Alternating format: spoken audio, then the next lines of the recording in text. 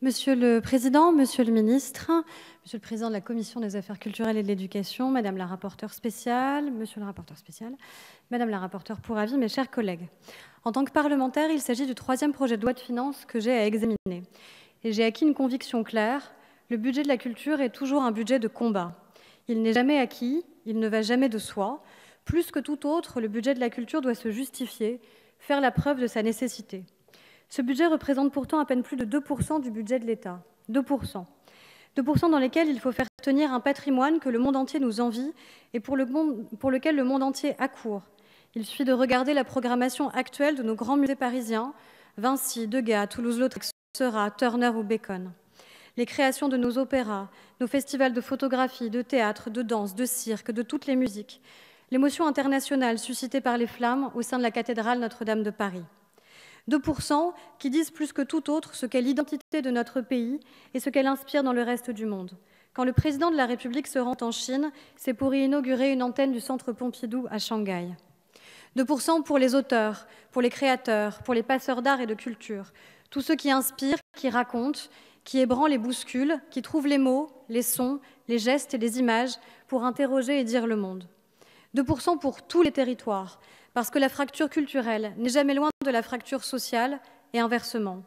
Parce qu'après avoir été à Fresnes-Aumont pour y découvrir le projet de Vent des forêts, au cœur de la Meuse la plus rurale, vous savez ce que la culture permet. La présence d'artistes qui créent sur ce territoire lui redonne sa fierté, porte son rayonnement au-delà de nos frontières, inspire enfants et adultes, réconcilie, permet l'alliance de tous, élus, associatifs, enseignants. Tout est culture.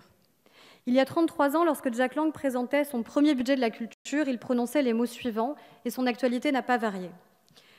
Sur le chemin des interrogations décapantes, posons-nous la question des questions. Un ministère de la culture, pourquoi faire?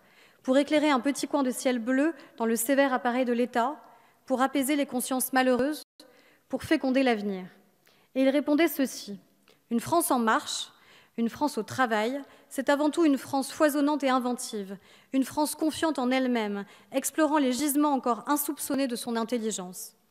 Cette réponse ne sera peut-être pas considérée comme suffisante pour tous, c'est dommage, elle est éminemment politique et elle est essentielle.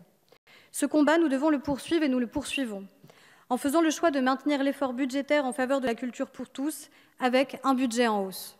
En réaffirmant des priorités claires pour ce ministère qui a été fondé il y a 60 ans, fruit de la rencontre entre deux hommes d'exception, le général de Gaulle et André Malraux, fruit d'une ambition claire et audacieuse, assurer, je cite, la mission de rendre accessibles les œuvres capitales de l'humanité et d'abord de la France au plus grand nombre possible de Français, d'assurer la plus vaste audience à notre patrimoine culturel et de favoriser la création des œuvres de l'art et de l'esprit qui l'enrichissent.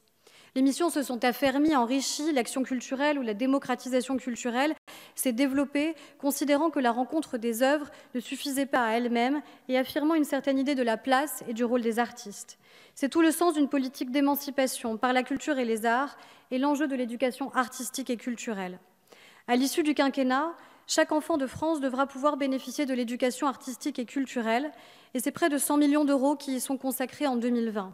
Pour permettre l'accès à tous les arts et à toutes les esthétiques, pour renforcer le déploiement des pratiques artistiques, de la lecture à la chorale, des orchestres au théâtre, des arts du cirque à la danse, de l'éducation à l'image, à la salle de cinéma.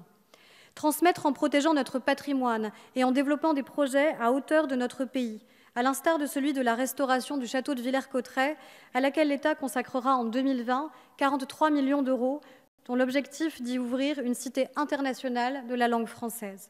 Transmettre en replaçant les artistes et les auteurs au cœur de la République, avec une réflexion prospective et multidisciplinaire sur l'auteur et l'acte de création engagé par Bruno Racine, ou en favorisant la mise en place d'un environnement économique et social plus favorable aux artistes et aux acteurs, avec la rénovation et le renforcement du Fonds national pour l'emploi, pérenne dans le spectacle, et la pérennisation du dispositif de compensation de la hausse de la CSG pour les artistes-auteurs. Le ministère de la Culture a 60 ans et son action est plus que jamais un combat pour lutter contre les assignations à résidence, identitaires, sociales, géographiques, pour renforcer notre cohésion nationale et réaffirmer notre pacte républicain. Le budget qui est présenté aujourd'hui se place résolument dans cette perspective. C'est une chance que nous devons saisir. Je vous remercie.